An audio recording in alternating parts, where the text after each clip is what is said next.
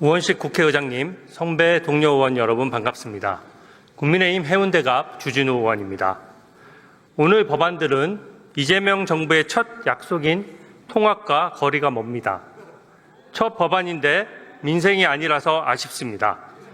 현재 이재명 대통령 재판중지법은 번호표를 받고 기다리고 있는데 최소한의 균형도 상실했습니다. 여당은 깃털로, 야당은 망치로 때리겠다는 격입니다. 이번 검사징계법 개정안은 보복 법안입니다. 이재명 대통령을 수사한 사람을 징계하고 청문회 열어 망신 주고 탄핵해서 일 못하게 하는 것은 일종의 사법 테러입니다. 현행법상 징계는 검찰총장이 청구하고 법무부 장관이 결정하도록 되어 있습니다. 법무부 장관이 마음에 안 드는 검사를 징계하면 검찰의 독립성이 침해되기 때문입니다. 이번 개정안은 법무부 장관이 징계를 청구하고 결정까지 하겠다는 내용입니다. 과거 원님 재판식입니다. 법무부 장관이 수사에 관여하는 도구로 악용될 소지가 높습니다. 국민적 의혹은 당연히 법과 원칙에 따라 수사해야 합니다. 그러나 헌정사상 총 13건의 특검이 있었는데 오늘처럼 여당이 발의한 특검은 단 한 건도 없었습니다. 왜냐하면 특검은 권력자를 제대로 수사 못할까 봐 만든 제도이기 때문입니다. 민주당이 야당인 때에는 대통령이 인사권을 갖는 검찰을 못 믿겠다고 할 수 있었습니다. 그러나 지금은 이재명 대통령에게 인사권이 있는데 왜 혈세를 들여서 별도의 특검을 해야 되는 것입니까? 민주당이 나라 곳간을 맡았는데 이렇게 국민 세금을 낭비해서는 안 됩니다. 특검 단 한 건의 비용만 민주당 추산 155억 원입니다. 자영업자가 월급 주고 정규 직원을 뽑아서 일을 안 시키고 또다시 돈을 들여서 아르바이트 직원을 또 뽑는 것을 보셨습니까? 자기 돈이면 이렇게 못합니다. 여당이 고른 특검은 대통령에게 잘 보여서 한자리 하려는 욕심이 생길 수 있습니다. 인권 보호와 적법 절차에 취약할 수밖에 없습니다. 존경하는 국민 여러분, 이재명 대통령 방탄 법안과 최소한의 균형도 안 맞습니다. 이재명 대통령은 불체포 특권도 누렸고 불소추 특권도 있는데 불재판 특권까지 받으려 해서는 안 됩니다. 이른바 삼불 대통령이 되지 말아야 합니다. 현재 이재명 대통령 재판들의 기일은 아직 취소되지 않았습니다. 공직선거법 재판은 6월 18일, 대장동 재판은 6월 24일 그대로입니다. 이것은 재판부가 기일을 취소하지 않고 있는 것은 대통령이 되더라도 하던 재판은 계속된다고 보기 때문입니다. 우리 헌법은 어떠한 특권도 인정하지 않습니다. 다른 국민과 마찬가지로 대통령도 재판을 피할 수 없습니다. 이재명 대통령은 하던 재판도 멈추고 다른 사람들은 검찰, 경찰, 공수처, 특검 수사까지 연속으로 받으라는 것은 형평에 어긋납니다. 대법관 30명 증언안도 정말 황당합니다. 사건 수가 줄어드는데 왜 대법관만 연간 수백억 원을 들여서 증언을 합니까? 사법체계의 큰 틀이 바뀌는데 국민이 논의 내용을 모르게 졸속 진행할 수는 없습니다. 오늘 이하영 경기부지사의 대북 800만 불 사건이 대법원에서 유죄로 확정됐습니다. 직속 상관이었던 이재명 대통령이 국민들에게 직접 사과할 사안입니다. 최고 권력자인 대통령이 대법원 결정을 무시하면서 국민에게는 법을 따르라고 말할 수는 없습니다. 오늘 이하영 유죄는 문재인 정부에서 임명된 오경미 대법관조차 동의한 내용입니다. 이하영은 사면을 바라겠지만 결코 해서는 안 됩니다. 대통령이 자신이 몰랐다고 하면서 사면하는 것은 공범임을 자인하는 것입니다. 유엔 대북 제재를 어겨도 된다고 국제사회에 인증하는 꼴이 됩니다. 우리 외교 안보에 고립을 자초할 수 있습니다. 국민과 함께 똑똑히 지켜보겠습니다. 경청해 주셔서 감사합니다.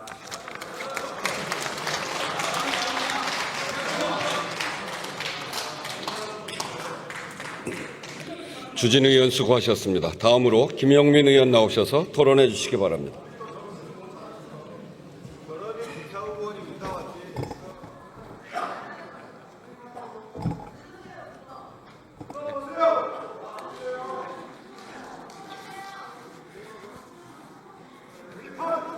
네, 듣고 나가시죠. 존경하는 우원식 국회의장님, 선배 동료 의원 여러분, 남양주병 출신 더불어민주당 김영민 의원입니다. 저는 오늘 이 자리에서 검사징계법 개정안에 대해서 찬성하는 입장을 밝히고자 토론에 임하게 됐습니다. 먼저 반대 토론에서 나왔던 논거 몇 가지만 좀 반박해 보겠습니다. 내란을 극복하는 것이 통합의 저해가 되는 일입니까? 통합을 얘기하면 내란을 청산하면 안 된다는 것은 과거 친일파를 청산하지 못해서 지금까지 국민 통합의 저해가 되고 있는 것을 다시 반복하자는 전형적인 친일파 논리이고 가해자 논리입니다. 말도 안 되는 일이고 내란을 청산해야 그 진실 위에서 통합도 이루어지는 것이고 정의가 실현되는 것입니다. 국민들은 그것을 바라고 이번 대선에서 그 선택을 했습니다. 그리고 여당이 됐는데 검찰을 못 믿겠냐라고 물어보시는데 국민의힘은 여당일 때 검찰과 내통했다는 걸 자백하는 그런 주장에 불과합니다. 아직도 이런 철진한 얘기를 하고 있으니 한 발짝도 못 나가는 건 아니겠습니까? 국민의힘 보면 내란은 계속 옹호하면서 기승전 이재명만 얘기하고 있습니다. 그래서 국민의 선택을 받지 못하고 이번에 대선에서 외면받은 것입니다. 오죽하면 국민의힘 연설자들도 입만 열면 이재명 얘기만 해서 그랬는지 연설장에서 이재명 후보를 지지해달라는 얘기를 습관적으로 얘기하고 있지 않습니까? 이게 현실입니다. 정신 차리시기 바랍니다. 자, 지금 이 시대의 대한민국 정치의 지향점은 사람답게 사는 세상을 만드는 것입니다. 그것이 어떤 세상이냐? 잘못한 사람이 있으면 지위 고하를 막론하고 처벌받는 상식이 이루어지는 세상입니다. 한편 억울한 일이 생기지 않아야 하고 만약에 억울한 일을 당했다고 하더라도 국가의 시스템에 의해서 억울한 일을 해결할 수 있다는 신뢰가 있는 세상, 그것이 바로 사람답게 사는 세상의 출발점일 것입니다. 오늘 우리가 통과시키려고 하는 이 법들이 바로 사람답게 사는 세상의 출발점이 될 것입니다. 검사가 잘못하면 누가 징계를 하고 누가 감찰하고 누가 수사하는지 아십니까? 오로지 검사만 해왔습니다.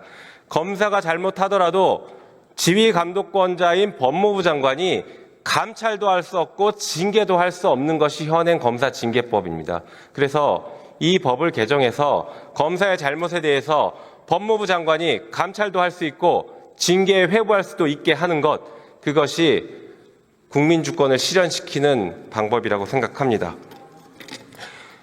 권력에는 책임이 따르는 것이고 그 책임에는 반드시 견제가 있어야 합니다.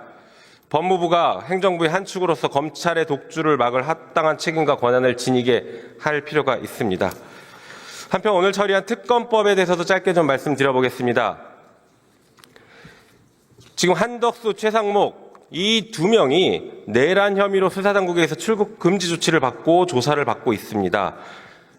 내란의 밤에 무슨 일이 있었는지에 대해서 철저하게 수사를 해야 되는데 국민의힘은 여전히 이를 옹호하고 비호하고 있는 것 같습니다. 한편 최혜병 사건에 대해서도 진실이 밝혀지고 억울한 죽음을 밝히고 해결해야 합니다. 최혜병 사망 사건 수사 외압이 불거질 당시에 대통령실 법률비서관으로 재직하면서 수사의 대상이 되고 있는 주진우 의원이 반대 토론을 했다는 이 현실이 최혜병 사건의 진실을 가로막고 있는 대한민국의 현실이라고 할 것입니다.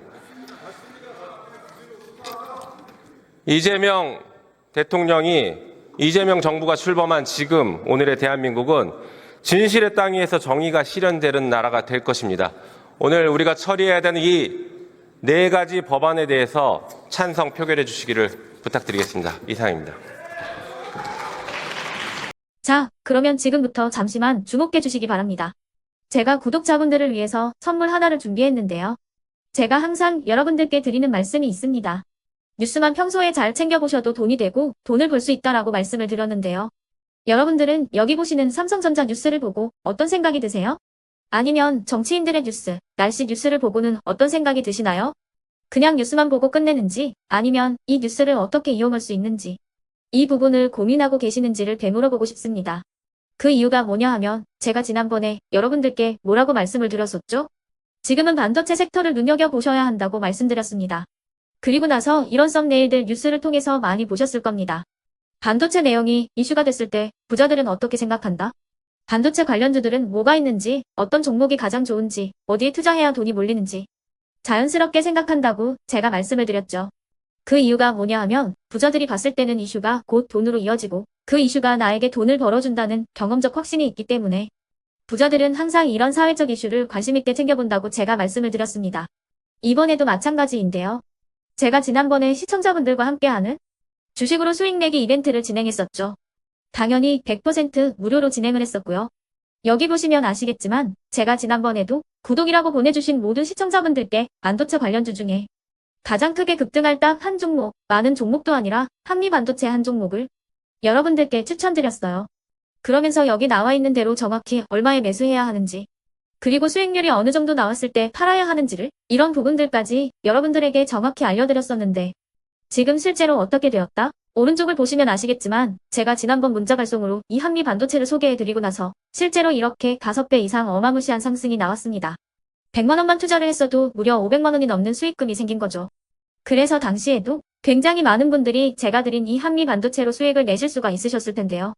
다시 한번 축하드린다고 말씀을 드리겠고 이번에도 마찬가지입니다. 앞으로도 2024년, 2025년 계속해서 기대해볼 섹터는 AI입니다. 그 중에서도 AI 반도체는 그 누구도 부정할 수 없는 미래 성장 산업입니다. 그러면 우리가 어떻게 생각해 볼 수 있을까요? AI 반도체 종목 중에 앞으로 크게 대장 역할을 하면서 10배 이상 급등할 수 있는 템베고 종목을 지금부터 열심히 추적해야 한다는 겁니다.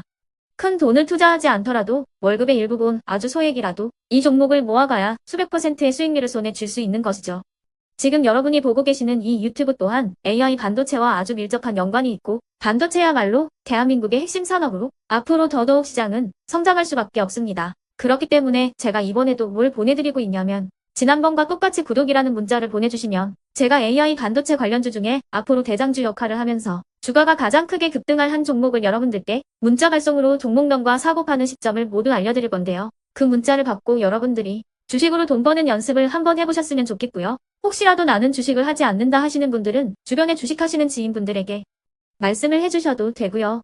아니면 연세가 있으셔서 투자가 어렵다 하시는 분들은 이 종목을 자녀분들에게 한번 사봐라. 이걸로 한번 수익을 내봐라. 이렇게 조언을 해주실 수도 있는 거겠죠. 그래서 지금 이 영상을 보시는 시청자분들 중에 나도 이번 종목이 좀 궁금하다 하시는 분들은요. 누구나 상관없이 그리고 어느 시간대나 상관없이 부담 없이 010-2514-5930번으로 구독이라는 문자 보내주시면 제가 이번에도 똑같이 무료 추천 급등주 문자를 보내드리겠습니다. 이해되시겠죠? 제 번호 010-2514-5930번으로 구독이라는 문자 보내주시면 여러분들이 직접 이슈를 통해서 돈 버는 연습을 해보실 수가 있는 거고 제가 돈을 받는 것도 아니고 투자를 대신해 드리는 것도 아니기 때문에 부담 없이 신청해 주시면 되는 겁니다. 그리고 수익이 나면 저는 다른 것은 하나도 바라지 않습니다. 제 채널에 구독, 좋아요 한 번씩만 눌러주시라 이렇게 다시 한번 말씀을 드리겠습니다.